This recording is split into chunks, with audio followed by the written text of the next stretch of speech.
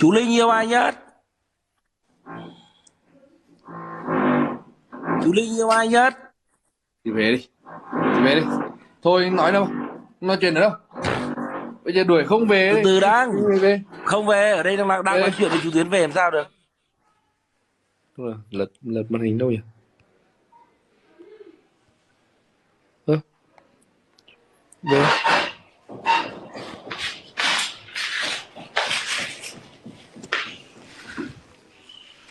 Venga, não foi nhá. Venga.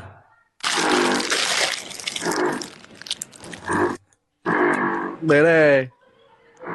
Vai Đi, levar uma, ô. Levar uma saco.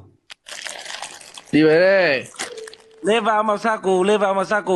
Vai, pera lá đây. Đi đây. Levar uma